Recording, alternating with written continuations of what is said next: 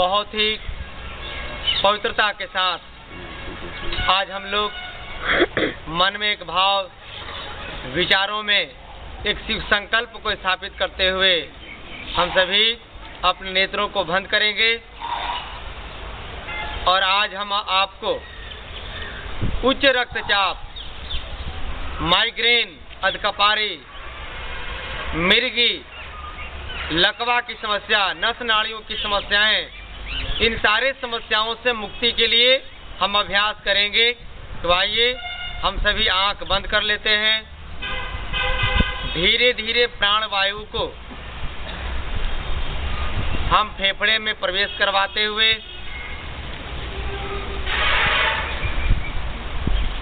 दाहिने हाथ को आप ऊपर उठा लीजिए और दाहिने अंगूठे को आप दाहिने नाक पर लगा लीजिए।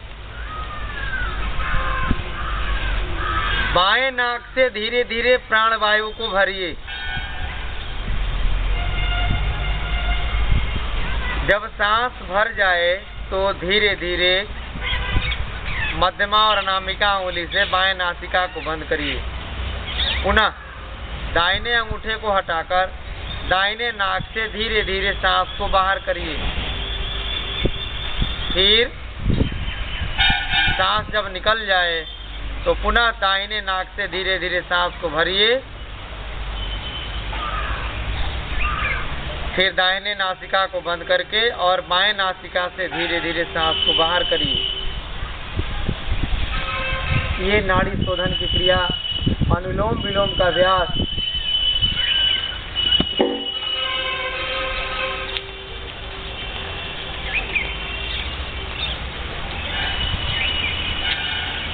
मन को शांत करते हुए, मन को पवित्र करते हुए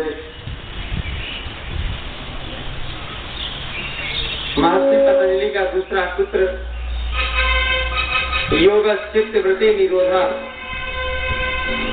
यानी चित्त की वृत्तियों का निरोध कर देना, रोक देना ही योग है। चित्त यानी मन, वृत्तियां यानी मन में उठने वाले तरंग लहर। धीरे धीरे प्राण वायु को भरते रहिए, छोड़ते रहिए। 5 सेकंड तक धीरे धीरे सांस को भरना है। 5 सेकंड को धीरे धीरे प्राण वायु को बाहर करना है।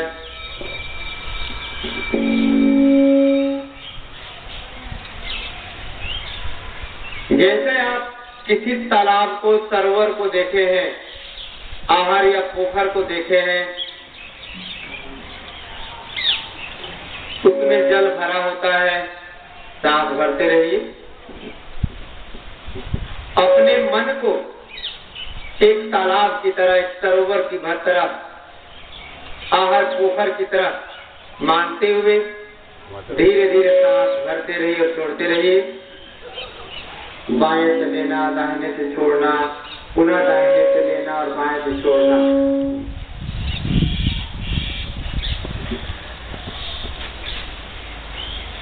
जब तालाब का जल शांत होता है, स्थिर होता है, तो वह जल देखने में भी सुंदर स्वच्छ दिखता है और उसके तल को भी हम देख लेते हैं ऊपर से। वह जल पीने योग्य रहता है। जैसे उस जल में हम कंकड़ मारते हैं, पत्थर मारते हैं, या उसमें कोई जानवर प्रवेश कर जाए और उसमें घमा चौकी मचा दे, तो वही जल तरंग उठने से गंदा हो जाता है, अपवित्र हो जाता है, कीचड़ एवं मिट्टी युक्त हो जाता है और वह पीने योग्य नहीं रहता। फिर हम उसके तलहटी को भी देख नहीं पाते। धीरे धीरे सांस भरिएगा। 5 सेकंड तक धीरे धीरे सांस भरना है। सांस भरते समय नाक से कोई आवाज नहीं।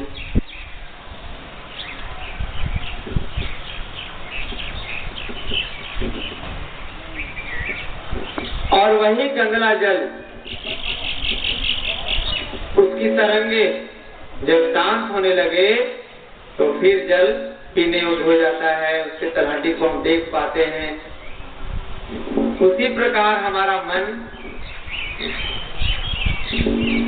हर पल किसी न किसी तरंगों से तरंगित होता रहता है।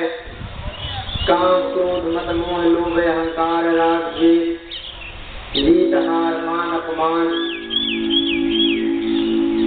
कई प्रकार के तरंगों से जब मन हमारा विचलित हो जाता है, उद्वेलित हो जाता है, तो हमारे मस्तिष्क में विजातीय तत्व प्रवेश करने लगते हैं। धीरे धीरे प्राणवायु को भरते रहे, धीरे धीरे प्राणवायु को छोड़ते रहे।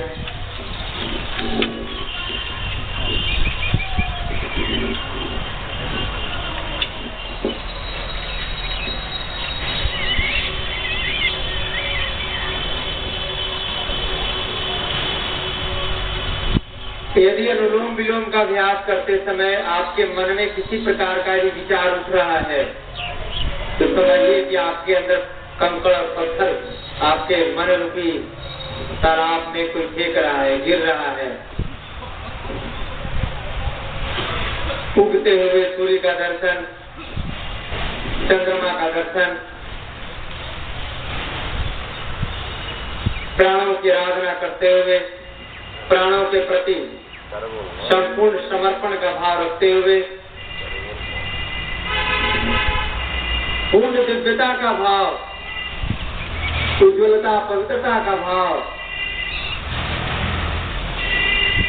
हे परमात्मा, हम पिछले लाखों जीवन, लाखों जन्मों के प्रारब्ध से, पुण्य कर्मों के प्रभाव से हम मानव जीवन को प्राप्त हो गए। अब मानव से महामानव की यात्रा हमें प्रारंभ करनी थी, लेकिन यहाँ आकर के कई प्रकार के अशुद्धियों के साथ, कई प्रकार के सांस भरिए, सांसों को छोड़िए और सांस के महत्व को समझते हुए प्राणों की आराधना करने का भाव प्रकट करते हुए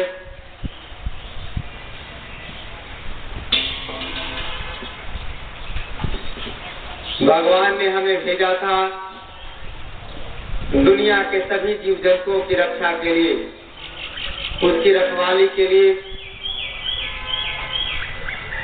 इस सृष्टि के जितने भी वस्तु दृष्टिगोचर होते हैं, उनके प्रति श्रद्धा सम्मान का भाव रखने के लिए। लेकिन यहाँ जन्म लेने के बाद हम सभी अलग अलग परिस्थितियों में जन्म लेते हैं, अलग अलग वातावरण में हम जीते हैं। यहाँ आकर के इंद्रियों के जो विकार हैं, उन विकारों के साथ हम अपने आप को जोड़ने लगते हैं। उसके मूल स्वरूप का हम दर्शन नहीं कर पाते। जैसे आप चोर को देखे होंगे, किसी के घर चोरी करता है, डकैती करता है, चोरी का माल जब सब चोर मिलकर के आपस में बांटते हैं तो बड़ी ईमानदारी से बांटते हैं। चोर भी नहीं चाहता कि चोरी का माल जब हम बांट रहे हैं तो किसी को 2 मिले, किसी को 1 मिले। देखिए, चोर के अंदर भी ईमानदारी का भाव है, बलात्कार करने वाले व्यक्ति के भी। यदि उसे पूछेंगे तो नहीं चाहेगा कि उसकी बहन के साथ कोई बलात्कार करे, उसकी माँ के साथ कोई बलात्कार करे, उसकी पत्नी के साथ कोई बलात्कार करे, दुराचार व्यभिचार करे। यानी बलात्कारियों के मन में भी सदाचारी का भाव, पवित्रता का भाव है अपने प्रति। धीरे धीरे प्राणवायु को अंदर और बाहर करते रहे। बाएं नासिका को हिला, दाहिने को पिंगला, बाएं को चंद्र स्वर, दाहिने को सूर्य स्वर। बायां शीतलता का प्रतीक, दाहिना गर्मी का प्रतीक। जब दोनों नासिकाओं से बार बार प्राणवायु अंदर और बाहर करते हैं तो हमारे अंदर सात्विक शक्तियों का जागरण होने से, हमारे अंदर भागवत सत्ता का जागरण होने से धीरे धीरे प्राणवायु को भरिए, धीरे धीरे प्राणवायु को छोड़िए। ऐसा जो लगातार आप 15 मिनट प्रतिदिन जब आप 3 महीना कर लेंगे तो चौथे महीने से आपके अंदर प्रेम, आपके अंदर करुणा, आपके अंदर दया, आपके अंदर सेवा, आपके अंदर समर्पण, आपके अंदर निष्ठा, आपके अंदर श्रद्धा का जागरण होने लगेगा। और बीमारी तो 2, 3, 4 महीने में बोनस में ठीक हो जाता है। योग और प्राणायाम के सामने बीमारी तो तिनके के जैसा उड़ जाता है। आग में जैसे कोई हम तिनका डालते हैं और भस्म हो जाता है, उसी प्रकार इस योगाग्नि में कैंसर जैसे बीमारी को जब हम भस्म कर सकते हैं तो छोटा मोटा घुटना दर्द, कमर दर्द, साजिका गठिया, हृदय की बीमारी, माइग्रेन, तनाव, लकवा, नस नाड़ी, धातु संबंधी, प्रजनन संबंधी समस्याएं, ये तो मामूली बात है। आप धीरे धीरे केवल प्राणवायु के साथ अपने आप को जोड़ने का प्रयास करते हुए जब सांस अंदर जाए तो आप सोचिए कि दुनिया का ओज, तेज, सुख, शांति, समृद्धि, आरोग्य सब हमारे भीतर प्रवेश कर रहा है। जब सांसों को बाहर छोड़े तो ऐसा लगे कि सांसों के साथ हमारे भीतर के सारी व्याधियां, सारे रोग, सारे दुर्गुण, सारे पाप, सारे दुराचार, सारे कुकर्म सब धीरे धीरे हमसे दूर हो रहे हैं।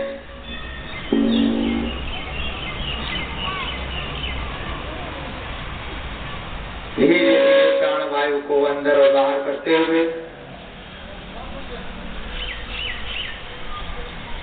इसमें ज्यादा हमें दिमाग लगाने का आवश्यकता नहीं है।